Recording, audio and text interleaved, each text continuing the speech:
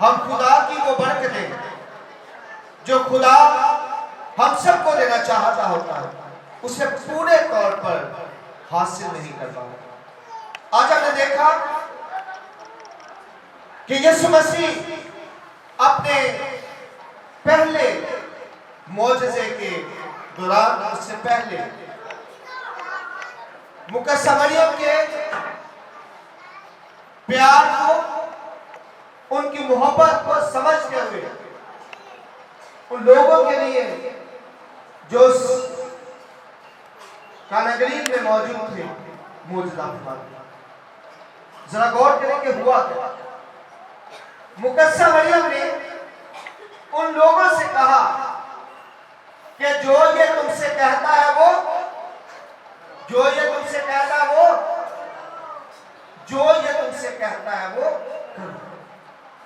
اور وہیں سے معجزہ آپ کی زندگی میں آتا ہے جب یسوع مسیح جو کہتے ہیں آپ کو کرنا۔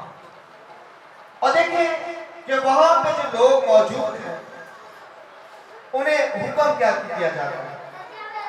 حکم یہ دیا جاتا ہے کہ مٹکوں میں کیا بھر دیں؟ پانی بھر دیں۔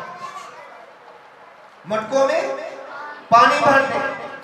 اور اس وقت آپ ذرا غور کریں کہ ایک مشکل کام تھا۔ دو تین من کے اوپر تھے۔ ایک من میں کتنے لیٹر پانی ہوتا ہے؟ 40۔ اگر 3 من ہو تو کتنے ہو گئے؟ 120 لیٹر پانی بھرنا آسان کام نہیں ہے جب آپ کے پاس کوئی نل بھی نہ ہو۔ آپ نے کنویں سے پانی لانا ہو اور پھر اس کو بھرنا ہو مٹکوں میں تو ایک مشکل کام ہے۔ لیکن وہاں پہ لوگوں نے اس بات کو کیا کیا؟ قبول کیا، مانا کہ ہم ایسا کریں گے، اور انہوں نے ویسا کیا۔ اور جب کیا تو کیا ہوا؟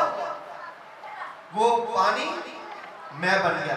کیوں بن گیا؟ اس لیے کیونکہ انہوں نے یسوع مسیح کے حکم کو مانا، جو اس کی ماں کے وسیلہ سے لوگوں تک پہنچنا تھا۔ آج ہم اس بات کو سمجھیں گے کہ خدا اپنے لوگوں کے وسیلہ سے ایک خاص طریقے سے اپنے احکامات اپنے لوگوں تک پہنچاتا ہے، اور پھر ان احکامات کو ماننا ہمارے لیے ضروری ہو جاتا ہے۔ ڈائریکٹ خدا بہت کم بات کرتا ہے، زیادہ تر وہ اپنے لوگوں کے وسیلہ سے اپنے لوگوں سے بات کرتا ہے۔ اور جب وہ ایک طریقہ ہمیں دیتا ہے تو اس طریقے کو آج اگر ہم پورے طور پر سمجھ لیں گے تو پھر ہمیں سمجھ آئے گی کہ مقدسہ مریم کس طرح سے رحم کی ماں ہے، کس طرح سے ہمارے لیے وسیلہ نجات کرتی ہے، اور کیسے ہم مقدسہ مریم کی عقیدت کر کے خدا کے پاک احکامات کو اپنی زندگی میں لے سکتے ہیں، اور کس طرح سے پھر خدا کی پاک برکتوں کو حاصل کر سکتے ہیں۔ ہم نے پہلی تلاوت کہاں سے پڑھی؟ کسی کو پتا؟ پہلی تلاوت خروج کی کتاب اس کا 25واں باب اور اس کی 12ویں آیت سے، 16ویں آیت سے لے کے 22ویں آیت۔ لیکن 22ویں آیت میں خاص پیغام ہے ہمارے لیے۔ خدا نے حضرت موسیٰ سے کیا کہا کہ آپ نے کیا کرنا ہے؟ آپ نے قربان گاہ کے اوپر 2 بنانے ہیں کروبی، اور جب آپ وہ دونوں کے دونوں کروبی بنا لیں تو پھر اس کے بعد میں آپ کو اپنے احکامات دیا کروں گا۔ کیسے؟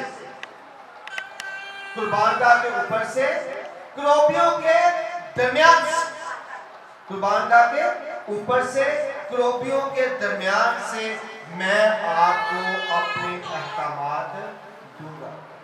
یہاں پہ اصل میں خدا باپ کیا کہنا چاہتا ہے؟ خدا باپ ہمیں یہ بتانا چاہتا ہے کہ خدا اپنے احکامات اسی طریقے سے اپنے لوگوں تک پہنچاتا ہے۔ خدا کے پاک گھر میں اگر آپ نے پاک مجسمے نہیں رکھے ہوئے. تو اس کا مطلب ہے آپ اس آیت کو ابھی تک سمجھ نہیں پائے ہیں جس میں خدا کہتا ہے کہ میں اس طرح سے آپ تک اپنے احکامات پہنچاؤں گا. بے شک وہ احکامات پہنچ کس کے ذریعے رہے تھے؟ کس کے ذریعے پہنچ رہے تھے؟ حضرت موسیٰ کے ذریعے. کہاں تک پہنچ رہے تھے؟ لوگوں تک. لیکن حضرت موسیٰ تک وہ پیغامات کیسے پہنچتے ہیں؟ خداوند کہتا ہے کہ میں ان میں سے ہو کر آپ کے پاس آؤں گا اور آپ کو ساری بات بتایا کروں گا اور آپ پھر وہ بات لوگوں تک لے کے جائیں گے اور لوگ اس بات کو سیکھیں گے اور اس پر کیا کریں گے؟ عمل کریں گے. یہ بہت زیادہ ضروری ہے. آج ہم کئی دفعہ اس بات کو سمجھنے سے قاصر ہیں. کئی دفعہ ہم سمجھ نہیں پاتے ہیں کہ خدا ہم سے کیا کہنا چاہتا ہے. اگر ہم عبرانیوں کے نام خط اس کا 8واں باب اس کی 30 آیت کو پڑھے تو لکھا ہوا ہے پس اگر وہ زمین پر ہوتا تو ہرگز کاہے نہ ہوتا.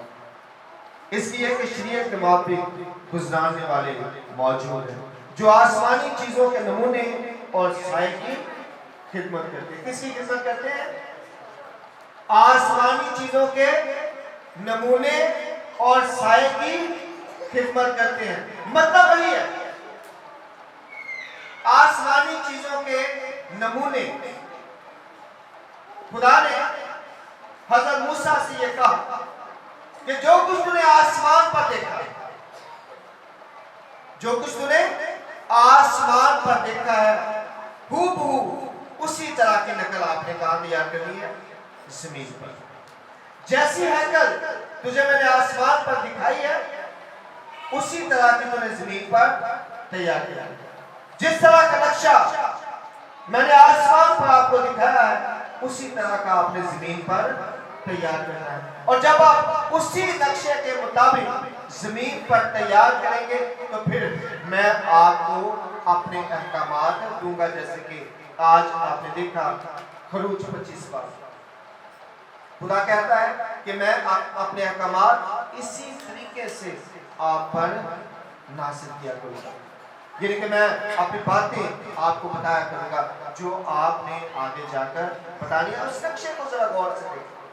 اس نقشے میں آپ ہیکل میں بیٹھنے کی جگہ پاک مذبح خصوصی طور پر دیکھتے ہیں اور پاک مذبح میں آپ کیا دیکھتے ہیں کہ خداوند اپنا جلال کس طرح سے ظاہر کرتا ہے ان کروبیوں کے درمیان سے ہو کر. اگر آپ نے پاک مجسمے نہیں رکھے آپ نے پاک مذبح نہیں بنایا ہوا تو یقین کیجئے کہ آپ خدا کے پاک احکامات کو رسیو کرنے کے لیے تیار ہی نہیں. کیونکہ خدا یہ کہتا ہے کہ میں اسی طریقے سے آپ پر اپنے کلام کو نازل کروں. میں عام ایک بات کرتا ہوں. اگر میں اپنا 2-3 مرلے کا میرا گھر ہو میں اپنے گھر کے اوپر لکھوں بنگلہ تو کیا وہ بنگلہ ہو جائے گا؟ ہو جائے گا کہ نہیں ہوگا؟ نہیں ہوگا. جب تک میں اسے اس نقشے پر نہیں بناؤں گا تب تک وہ بنگلہ نہیں کہلائے گا. میں اگر چھوٹا سا ڈھابا کھولتا ہوں اور میں اس کے اوپر لکھتا ہوں 5 سٹار ہوٹل تو کیا وہ ہو جائے گا؟ وہ کیا ہوگا؟ وہ ڈھابا ہی رہے گا.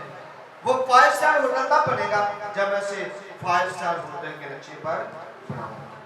ایسے ہی اگر میں خداوند کا پاک گھر بناؤں ایک کمرہ بناؤں اور میں کہوں یہ جی آج کے بعد خدا کا پاک گھر ہے تو وہ خدا کا پاک گھر نہیں بنے گا جب تک کہ وہ اس نقشے پر نہ ہو جو خدا نے دیا. جب وہ نقشے پر ہوتا ہے تو اس میں ہمیں کیا دکھائی دیتا ہے؟ پاک مجسمے دکھائی دیتے ہیں اور ان پاک مجسموں سے ہو کر خدا ہم سے بات کرتا ہے. یہ بہت زیادہ ضروری ہے. انتہائی زیادہ ضروری ہے کہ ہمیں یہ پتا ہو کہ یہ پاک مجسمے کتنی زیادہ اہمیت کے حامل ہیں. ضروری نہیں ہے کہ آپ یہ سوچنا شروع کریں کہ یہ بولتے نہیں ہیں، یہ دیکھتے نہیں ہیں، لیکن آپ ذرا غور کریں 25 باب میں جب خدا نے حضرت موسیٰ سے کہا تو حضرت موسیٰ سے کہا کہ ان کی آنکھیں اس طرح کی بنانی ہیں کہ وہ کس کی طرف دیکھ رہے ہو؟ رحم گاہ کی طرف دیکھ رہے ہیں، حالانکہ وہ دیکھتے نہیں ہیں، لیکن ان کی اہمیت، ان کا مقام، ان کی فضیلت جو پاک مجسموں کی حقیقت میں ہے، خدا حضرت موسیٰ کے ذریعے سے ہم سب تک پہنچانا چاہتے ہیں۔ ہم کئی دفعہ ان کو بت یا کچھ ایسا سمجھتے ہیں جو کہ کہنا ہی گناہ میں شامل ہے، کیونکہ حقیقت میں یہ پاک مجسمے خدا کے کلام کو ہم تک پہنچانے کا، اس کے احکامات کو ہم تک پہنچانے کا ایک ذریعہ ہے، کیونکہ خدا اسی طریقے سے اپنے کلام کو اپنے لوگوں تک پہنچاتا ہے، اور کوئی بھی ایسا طریقہ نہیں جو ہیکل میں خدا نے دیا ہو۔ آج اگر ہم اس بات کو نہیں سمجھیں گے، آج اگر ہم اس بات کو نہیں جانیں گے تو ہم پاک مجسموں کی تعظیم کو بھی نہیں سمجھ سکتے، جو کہ خدا چاہتا ہے اپنی زندگی میں رکھے۔ کیونکہ آپ دیکھیں کہ انہی پاک مجسموں کے پاس جب کائن اعظم جاتا ہے تو کیا کرتا ہے؟ وہ جا کر وہاں پہ سجدہ کرتا ہے۔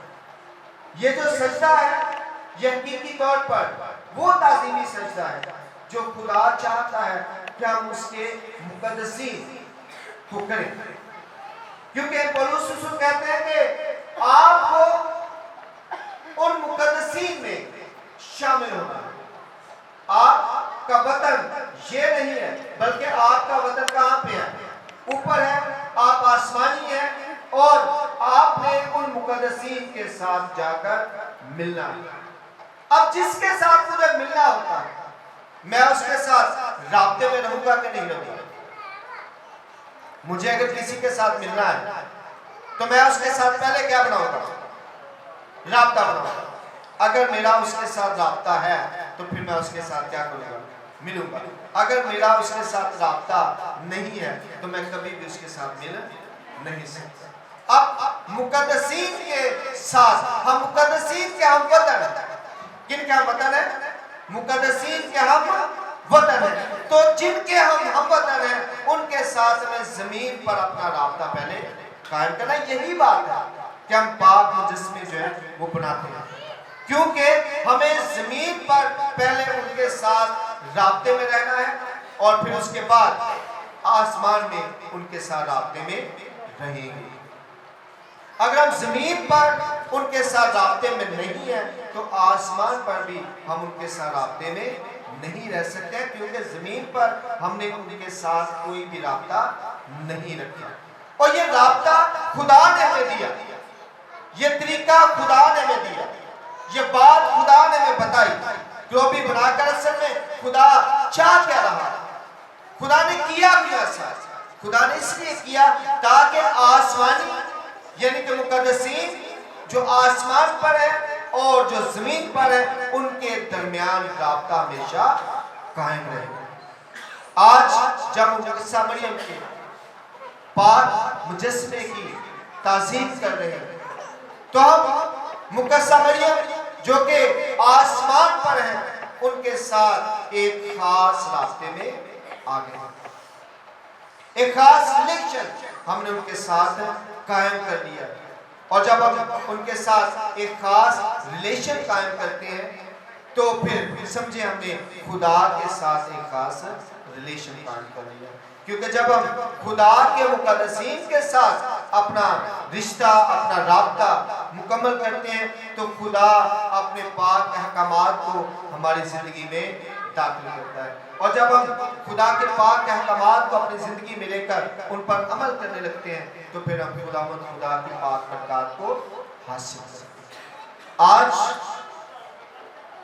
مجھے خوشی ہے کہ فادر وقار نے بشپ صاحب کی خاص ہدایت کے تحت یہاں پہ گروٹوں کا ارینج کیا، مقدسہ مریم کے پاک مجسمے کو رکھا تاکہ وہ خدا کے پاک حکم کو، خدا کی پاک بات کو، اس کے پاک ارادے کو صحیح طور پر اس کلیسیا کے سامنے پیش کر سکے، اس کلیسیا کو بتا سکے کہ خدا کس طرح سے اپنے احکامات اپنے لوگوں پر نازل کرتا ہے، اور کس طرح سے پھر ہم خدا کی پاک برکتوں کو حاصل کر سکتے ہیں۔ آج کئی لوگ پریشانیوں میں، دکھوں میں، تنگیوں میں، تکالیف میں ہیں، اور اس کی ریزن یہی ہے کہ ہم خدا کی صحیح بات، صحیح راہ، صحیح طریقہ جو اس نے دیا ہوا ہے اس پر چل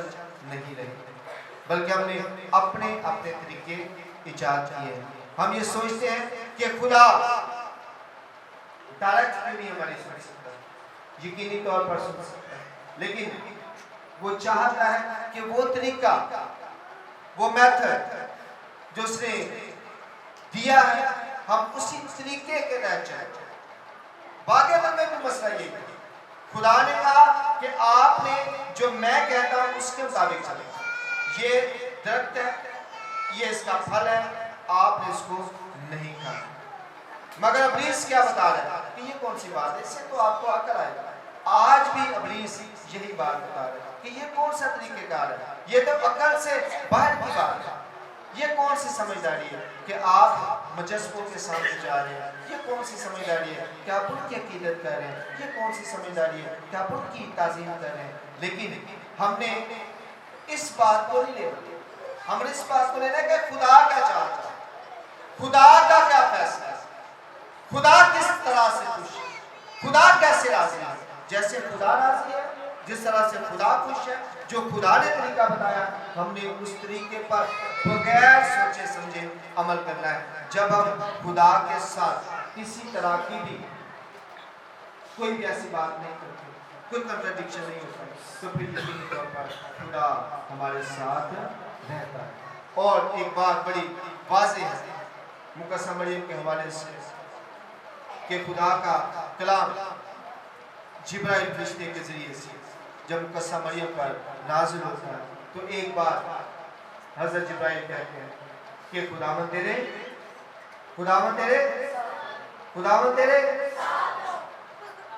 اگر خداوند تیرے ساتھ ہے تو میں بھی تیرے ایسی بات ہے، ایسا تو نہیں ہو سکتا نا کہ خداوند تیرے ساتھ ہے لیکن میں تیرے خلاف ہوں۔ انسان، ہم مسیح ایسا تو نہیں کہہ سکتے۔ خدا کا کلام ایک وقت کے لیے نہیں ہے، خداوند تیرے ساتھ ہے یعنی کہ ہمیشہ ہمیشہ کے لیے ساتھ ہے۔ اگر خداوند تیرے ساتھ ہے تو پھر میں بھی تیرے ساتھ ہوں۔ تو جس کے ساتھ خداوند ہے اس کے ساتھ ہم ہیں۔ خداوند آپ کو اس کلام پر عمل کرنے کی اور مجھے بھی اس کلام پر عمل کرنے کی توفیق عطا فرمائے۔